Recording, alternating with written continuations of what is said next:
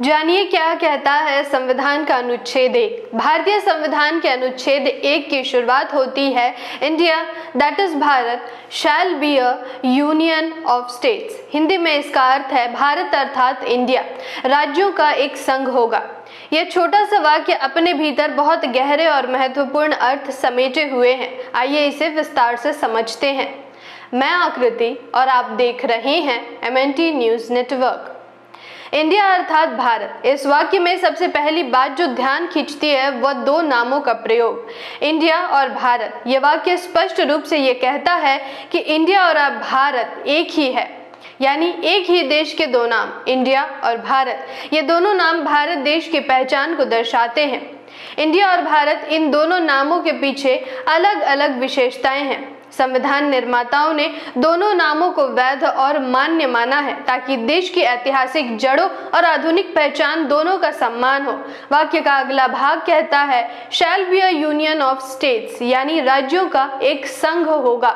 यह अंश भारत की राजनीतिक संरचना को परिभाषित करता है। भारत को एक संघात्मक यानी फेडरल व्यवस्था वाला देश माना गया है, लेकिन यहाँ यूनियन शब्द का प्रयोग किया गया है, न कि फेडरेशन का। इसके पीछे के कारण को समझना आवश्यक है। भारत में राज्य स्वतंत्र इकाइयां नहीं हैं, बल्कि संविधान द्वारा बनाए गए घटक हैं। राज्य संप्रभुता का दावा नहीं कर सकते हैं। संपूर्ण संप्रभुता भारत गणराज्य में निहित है। भारत का संघ अविभाज्य है। इसका अर्थ है कोई भी राज्य, जैसे अमेरिका में होता है, संविधान के तहत भारत से अलग नहीं हो सकता है। संविधान सभा के प्रारूप समिति के अध्यक्ष रहे डॉक्टर भीमराव अंबेडकर ने संविधान सभा में कहा था कि भारत एक indestructible union of destructible states है, यानी यह संघ अटूट है, लेकिन राज्यों की सीमाएं बदली जा सकती हैं। अनुच्छेद 1 यह भी दर्शाता है कि भारत की पहचान केवल राज्यों के समूहों से नहीं है, बल्कि वह एक संयुक्त इकाई है जिसमें सभी राज्यों को मिलाकर एक राष्ट्र बनता है। यह भारत की यूनिटी इन डाइवर्सिटी, यानी एकता में विविधता की भावना को मजबूती देती है। हर राज्य की अपनी भाषा, संस्कृति, परंपरा है, लेकिन वे सब मिलकर एक राष्ट्र का निर्माण करते हैं। अनुच्छेद 1 के आगे के खंडों में भारत के भौगोलिक विस्तार का भी उल्लेख है, जैसे कौन कौन से राज्य और संघ क्षेत्र इसमें शामिल है। भारतीय संविधान के अनुच्छेद 1 और अनुच्छेद 3 के तहत संसद को अधिकार है कि वह नए राज्य बना सकते हैं, किसी राज्य का नाम बदल सकते हैं या राज्यों की सीमाओं में परिवर्तन कर सकते हैं।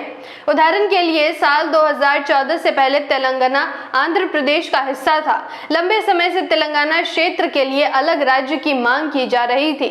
संसद ने आंध्र प्रदेश पुनर्गठन अधिनियम 2014 पारित किया, जिसके तहत जून 2014 को तेलंगाना को भारत का 29वां राज्य बनाया गया। जागृति के इस मुहिम में आप हमारा साथ और सहयोग दें।